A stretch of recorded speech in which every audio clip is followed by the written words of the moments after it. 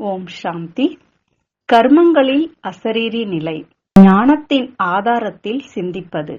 நான் விருந்தாளி, நான் பொறுப்பாளர், நான் வானப்பிரஸ்தி, நான் நிமித்தமானவன், நான் இப்பொழுது வீடு திரும்ப வேண்டும் ஆகிய நினைவுகளில் இருந்து கர்மங்கள் செய்தால் கர்மத்தின் பந்தனம் இருக்காது. சூழ்நிலைகளுக்கிடையே செயல்படும் போது அசரீரி நிலை எப்படி பண்ணுவது?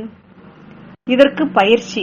கர்ம கணக்குகள் இருக்கும்போது நான் ஆத்மா சரீரத்திலிருந்து விடுபட்டு கர்மங்களை செய்து கொண்டிருக்கின்றேன், கணக்குகள் தீர்த்து கொண்டு இருக்கின்றேன் என்ற பயிற்சி தேவையாகிறது.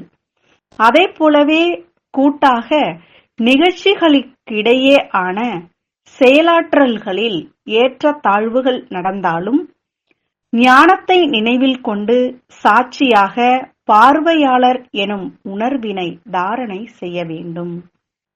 சேவையின் போது அசரீரி நிலை, ஞானம் எடுத்துரைத்தல். உங்கள் சேவையாக இருந்தால் முதலில் சரீரத்திலிருந்து விடுபட்டு ஞானத்தை அளித்தால் பிரபாவம் ஏற்படும். எவ்வளவு கடுமையான சேவையாக இருந்தாலும் நடுநடுவே அசரீரி நிலையினை பயிற்சி செய்தால் களைப்பு உண்டாகாது. யோகாவில் அசரீரி நிலை பயிற்சி.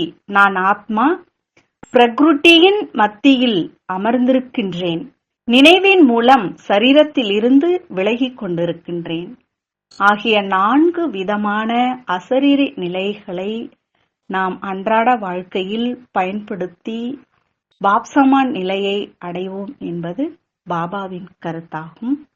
ஓம் சாந்தி.